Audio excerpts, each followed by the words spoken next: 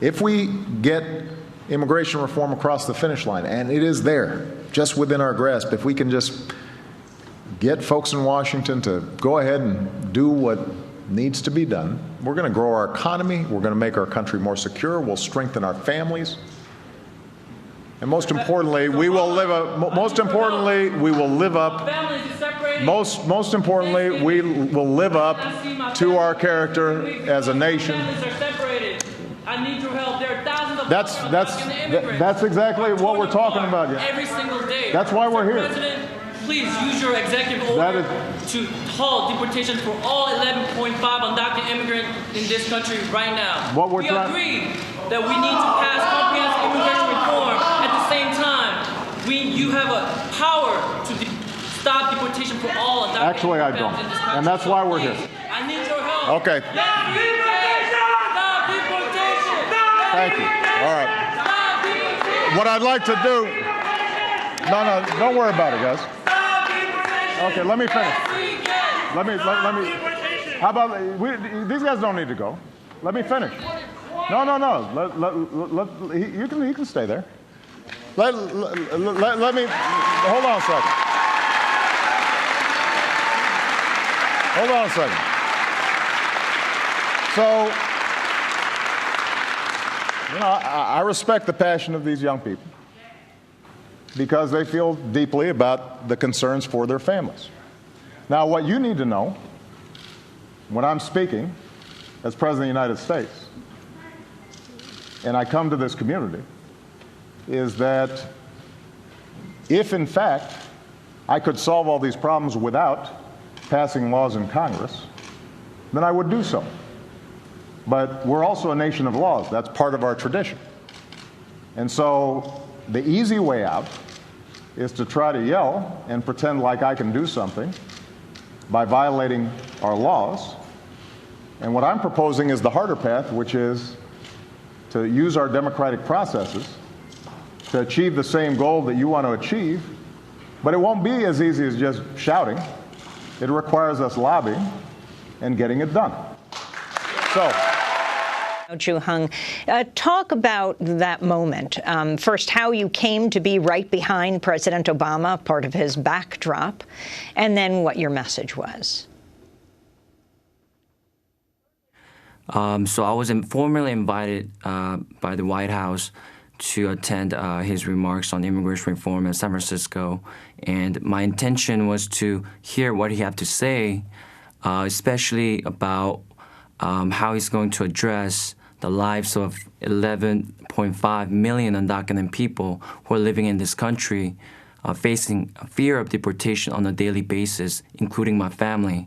However, he did not address wrongdoing against undocumented immigrant family members he have done, and he did not have any concrete examples to pass comprehensive immigration reform. And when he talked about Thanksgiving and spending time with families and Thanksgiving, I thought about my own family. I was concerned about my mom's safety. I was concerned about my sister's safety because they could get deported at any given period of time because of anti-immigration deportation programs that was implemented by Obama administration. So I thought about my family, I thought about my personal struggle as undocumented, and I thought about my friends and my communities who have been deported and who are currently in detention center. And I felt that I was compelled to tell the truth to the President Obama that he has ability to stop the deportations for all 11.5 million undocumented immigrants. But he did not do so, and I think that his response was very disappointing because he's treating me like a child, and he did not adequately address my question. And in fact, he lied to the public that he doesn't have power to stop deportations when he does. So I think that But Ju-Hong, I think that if I can to ask you again, this issue of how you ended up behind the podium, because the people who are chosen usually by the White House to be behind the podium are usually you would assume are vetted in some way or other to make sure that these kinds of interruptions don't happen. So how was it that you ended up being invited to stand behind the president? Sure, I was actually selected randomly at the day of. And like I said, I was there just to hear what President Obama had to say. I didn't have any plan to interrupt his speech, but then again, I was very compelled to speak out the truth about what is happening in our community. Ju-Hong, after you interrupted President Obama at his speech, he continued with his vow to press ahead on immigration reform. I want to go to another clip. This is from the end of President Obama's speech, where he seems to be addressing you directly again. And if you're serious about making that happen, then I'm ready to work with you. But it is going to require work. It is not simply a matter of us just saying we're going to violate the law. That's not our tradition.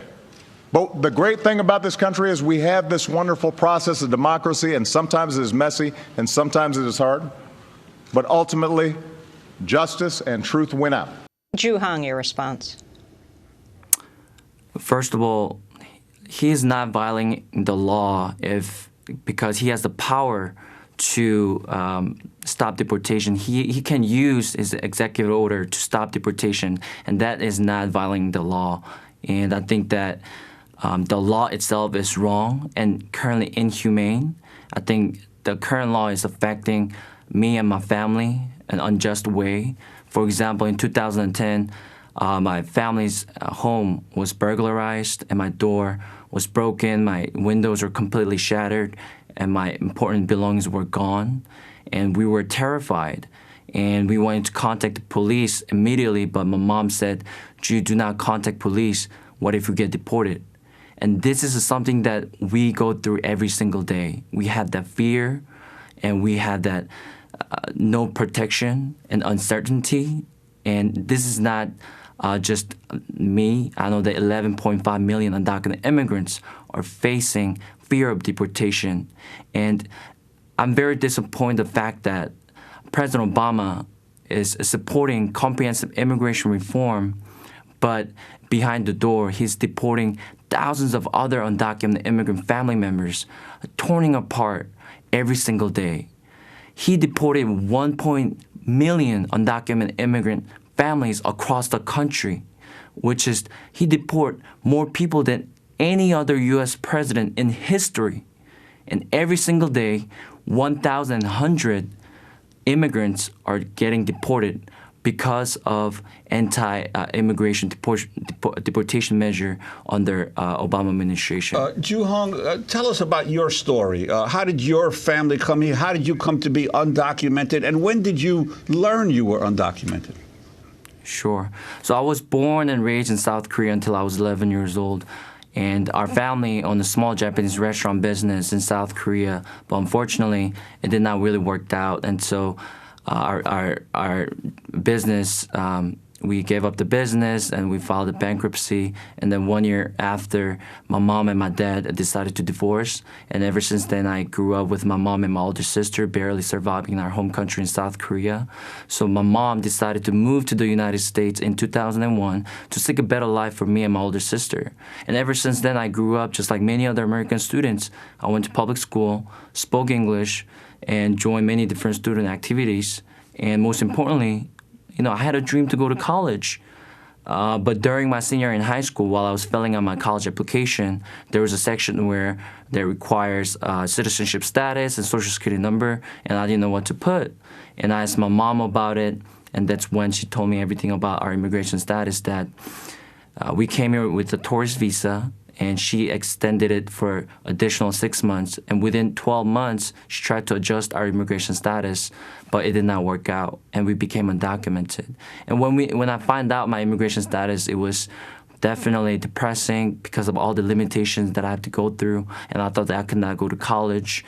All the limitations made me became a different person. At the same time, I think that a lot of nonprofit organizations helped me out in terms of how to go to college and educate me about AB 540 and the DREAM Act and many different legislation that could help me to pathway to citizenship. And the more I learn about immigration issues, I believe that President Obama and his administration is not doing his job and their job to support our community. In September, President Obama ruled out halting the deportation of undocumented immigrant parents of children who were granted a reprieve last year, like you, Juhang. Under the Deferred Action Program, the White House has suspended the deportations of young immigrants who were brought to the U.S. at an early age and would have lived without legal status. But speaking to Telemundo, Obama said it would be too extreme a measure to grant the same relief to the parents. What we can do is then carve out the DREAM Act folks, saying young people who have basically grown up here are Americans that we should welcome. We're not going to have them operate under a cloud, under a shadow.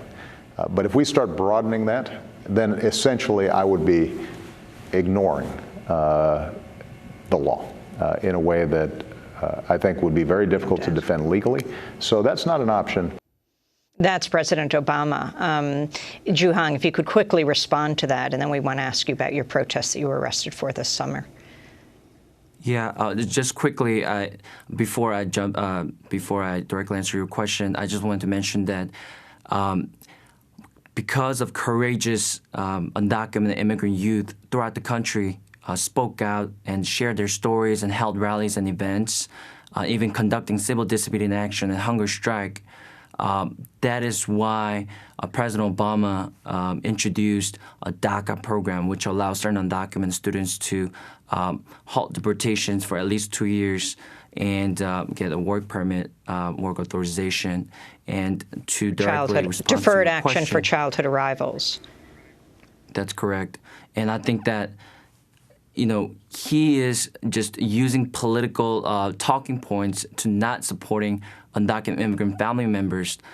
The fact of the matter is, DACA recipients have family members who are getting deported, and they're getting separated every single day.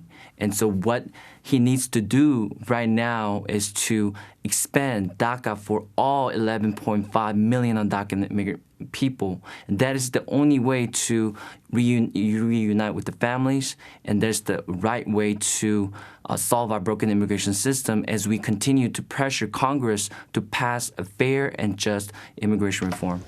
And Juhang, I want to ask you, this is not your first protest that you've been involved in over immigration. Former Department of Homeland Security Secretary Janet Napolitano was recently confirmed as head of the University of California system. And last month, following criticism for her policies on immigration, she vowed to authorize $5 million in university funds to help undocumented students who can't get federal financial aid. You were one of 6 people who were arrested at the University of California Regents meeting as they confirmed Napolitano in July.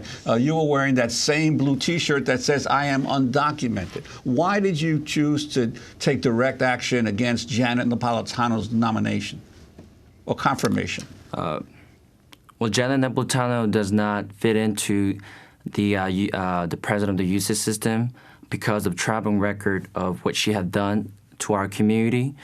Because under her leadership, she deported 1.8 million undocumented immigrant family members across the country, and that she's proud of the fact that what she have done. And she said in the public she support the DREAM Act, but in the closed door she deport people left and right. And I think that you see undocumented students are genuinely scared of Janet Napolitano as the next president of UC system, and she doesn't have any leading position in the education. And I think that and she tried to recently provided $5 million aid to undocumented immigrants, but I think that is the just political will for her to ease out the protesters, and she's trying to make her image as a positive figure.